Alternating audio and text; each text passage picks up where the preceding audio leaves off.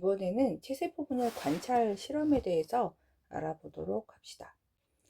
우리가 이 실험을 왜 알아야 되느냐라고 생각을 하는데요. 이게 많은 세포들을 관찰할 때 기준이 되는 방법이기 때문에 이 방법들에 대해서도 우리가 좀 공부하도록 되어 있어요. 그래서 이 과정들을 여러분들이 잘 이해를 하셔야 합니다.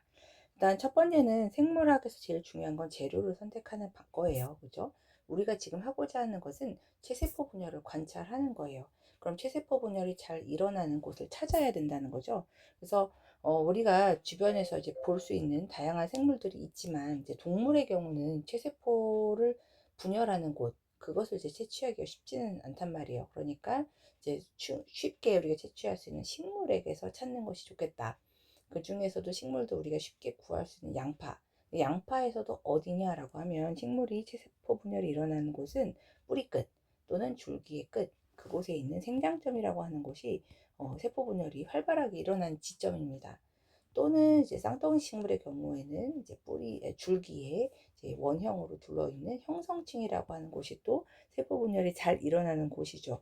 근데 이런 뿌리보다는 아무래도 줄기 끝이나 뿌리 끝에 있는 이 생장점을 활용하는 것이 굉장히 유리할 것이기 때문에 아마도 우리는 양파의 뿌리 끝을 선택을 한 거고요.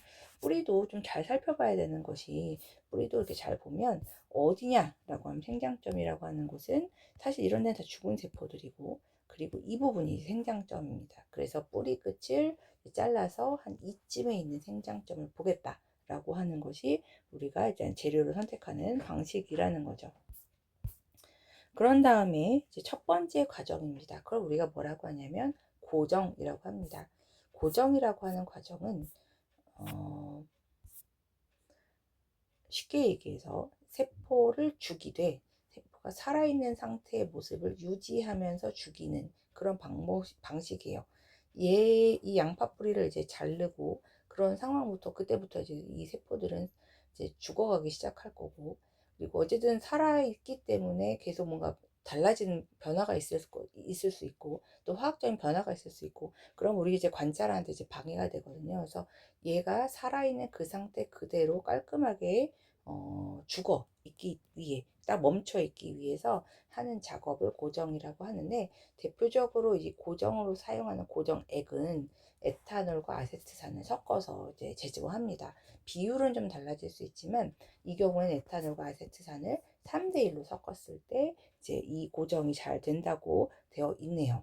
그래서 이제 하루 정도를 얘네들을 이제 서서히 이제 치환시켜가며 이제 죽이는 과정인 거죠.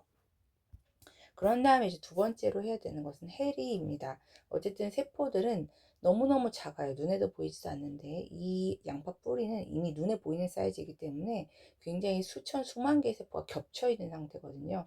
얘들을 이제 갈갈이 분해를 해요. 찢어야 되는데 그러기 위해서는 이 식물의 조직들을 좀 연하게 유들유들하게 만들어 줄 필요가 있는 것이죠. 그래서 그것을 우리가 해리라고 하는 과정이고 해리 과정에서 사용하는 약품은 묽은염산입니다. 근데 그냥 묽은염산이 아니라 조금 따뜻한 55에서 60도 정도로 데워진 묽은염산에서 이런 해리 작용이 잘 일어난다라는 거죠.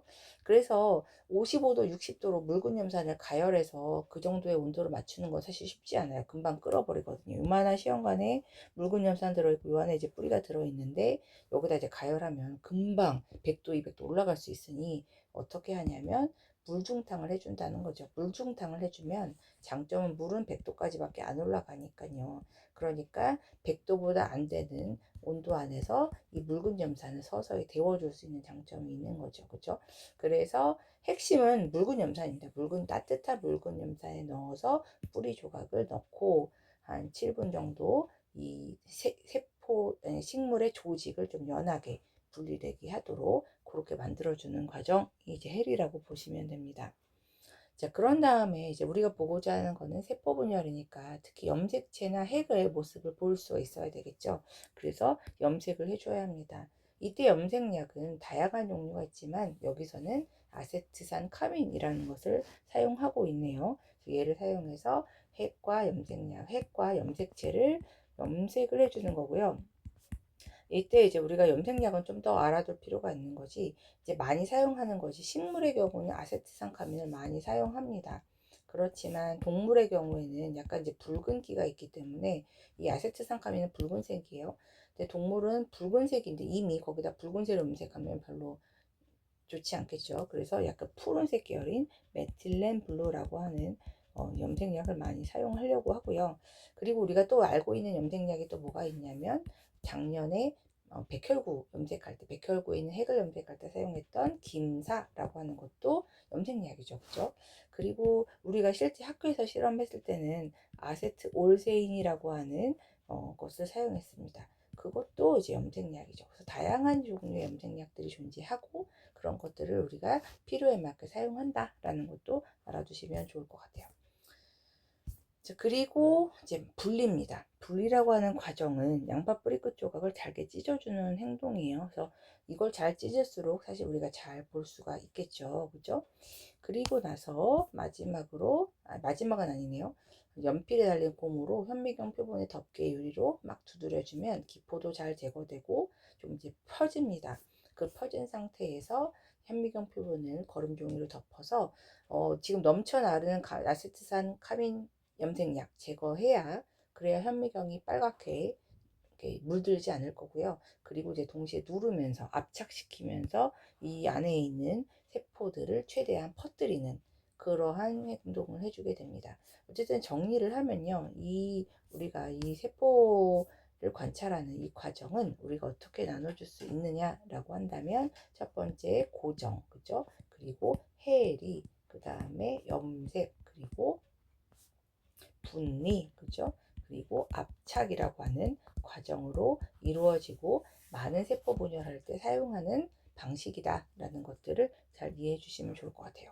자, 그리고 이제 우리는 이미 실험으로 봤지만 이때 이제 무엇이 보이는지를 한번 우리가 생각을 해보면 어떻게 보이는지 볼게요. 일단 정리하기부터 봅시다. 1번 과정 2에서 아세트산 카민으로 염색된 것은 핵과 염색체입니다. 그림을 그리고 이제 각 단계를 찾아 표시해보자 이렇게 돼 있는데 일단 예상을 해보건대 가장 많이 관찰되는 것은 아무래도 전체 세포 분열 주기에서 가장 긴 시간을 차지하는 간기일 거고요. 가장 적게 관찰되는 관계는 중기겠죠. 가장 시간이 짧은. 그림으로 보면 이렇게 그려져 있는데 이렇게 잘 보이지는 않고요. 대부분은 이제 간기, 분열 전에 해당을 하고 그리고 이제 약간 핵이 틀어져 보이면서 약간 이제 염색체 모습이 보이면 이게 전기의 모습입니다. 그리고 중기는 염색체들이 중앙에 있을 때, 그리고 후기가 염색체가 이제 분열되는 모습, 그리고 이제 나머지들은 이렇게 떨어져 있는 이러한 이제 약간 이제 세포들이 좀 더 작은 세포 따래기 두 개가 모여 있는 말기의 모습도 이제 보이네요. 이렇게 둘이 관찰할 수 있다라는 것도 보시면 되겠습니다.